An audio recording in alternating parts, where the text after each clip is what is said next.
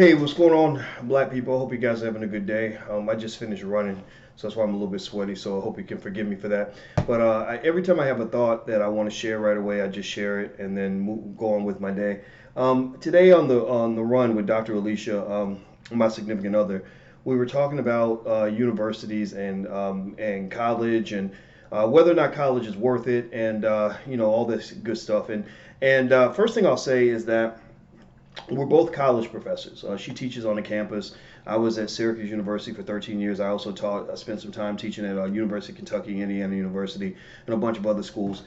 So we are, we're knowledgeable of college campuses, what's happening on these campuses, and what isn't happening, and what is right or wrong. And I'm particularly interested in my community and the black folks, and whether or not this makes sense. The most obvious threat or challenge with college is the debt issue. Student loan debt is the reason black wealth is dropping. Student loan debt is one of the leading reasons why the wealth gap is growing, not just between the rich and the poor, but between black and white.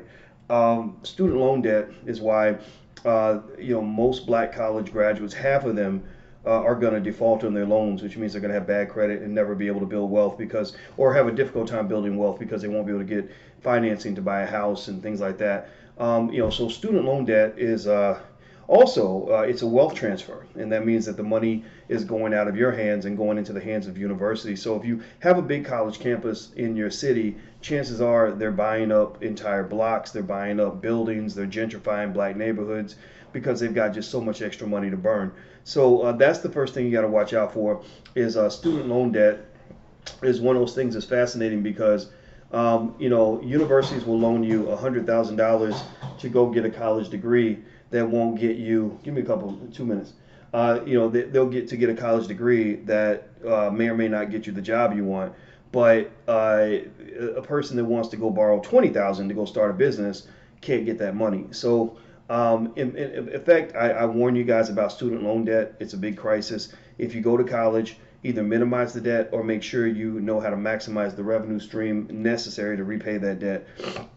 Second thing is, a lot of universities are kind of getting their butts kicked a little bit in terms of transferring immediate relevant knowledge that you need in order to go out here and make money. Black people don't really need jobs. Black people need the ability to create jobs. We need the ability to build businesses.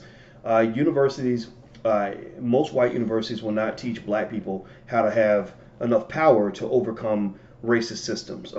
Universities prepare you to survive within a system, but they don't prepare you to actually overcome the system and to really truly have freedom and independence.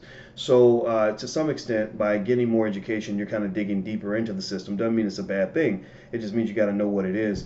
And so when you tie in the massive cost of college and then the debt levels with the type of training that students are getting now, I don't know if that's necessarily what black people need. I think black people, as a source of independence, should focus on entrepreneurship first. I think every black person, really, I think any intelligent black person whose brain works should know the basics of starting a business, because I don't know a single black person who hasn't gone to work and been sick of the racial treatment they get on the job. When I survey students in the Black Business School, 96% of our students say that they've experienced workplace discrimination.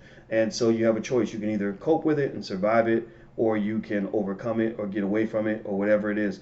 Overcoming it is tough to do when you're in the system, right? It's hard to overcome the system and live off the system at the same time. It's hard to bite the hand that's feeding you. So leaving the system is what I've seen to be the best, most effective way to get that done. So it doesn't mean, I'm not here to tell you that college is or is not worth it. That decision is up to you. I'm here to tell you about some of the risks and some of the dangers that you got to watch out for. The last danger I would tell you to watch out for, and I'm about to go, she's waiting for me, as you guys saw, but is on campuses they have this thing called Title IX.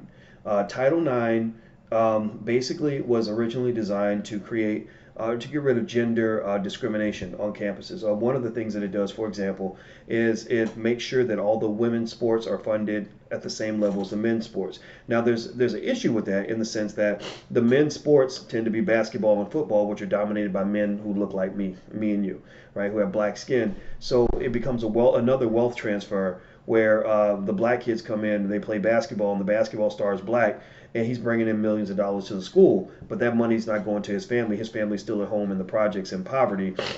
that money's going, to fund the women's volleyball team, the women's soccer team, and all these other sports, right? So while they think it's equity and it's fairness, it's actually not fairness for us because our community is the one generating these millions of dollars and we're not getting our fair share of that. But the other part about Title IX that I want to warn you about, and we were talking about that today, is that Title IX has other aspects in it that involve things like, sexual assault and being accused of crimes or being accused of abuse or being accused of misconduct or whatever.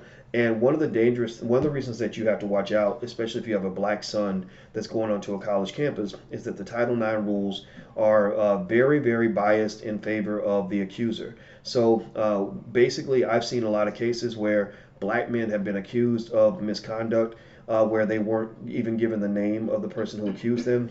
They weren't being told what they were accused of. And they were pretty much either under investigation or sometimes even kicked out of school without a thorough investigation of exactly what happened. Like they kind of kick them out first or arrest them first and then ask questions later. There's a lot of examples. Albert Wilson, free Albert Wilson. It's a hashtag.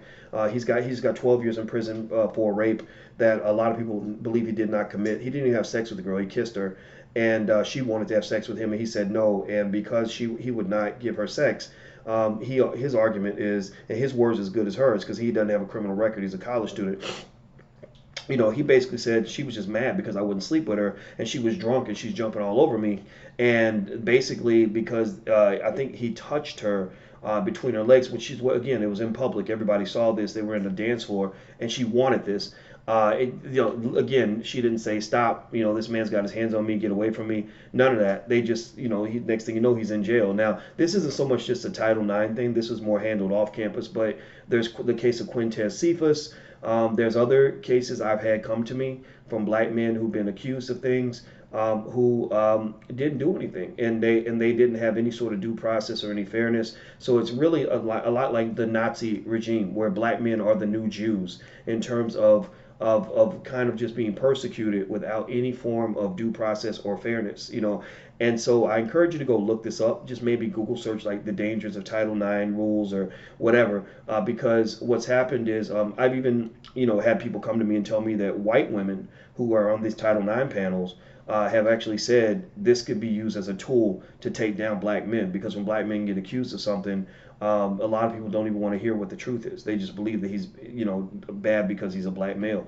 So I felt compelled to make this video right now, because it was on my mind and I wanted to share this. And so I think that when you ask, is college worth it? There's one way white folks will ask the question, maybe from a financial standpoint, things like that. But then there's a deeper way that black people have to ask that question, which gets down to sociological, political, and criminal justice related issues, and as well as the journey that you're on as a community to reestablish your own reparations and to make up for this massive wealth gap or this amount of wealth that's been stolen from your community. So that's it. I'm gonna go, guys. Have a good day. Hit the thumbs up button. Please share. Please like the video, and also if you want a free e-copy of my book, It Takes a Village to Raise the Bar, please go to drboycewatkins.net. That's drboycewatkins.net. I'm out of here, guys. I'll see you soon. Peace.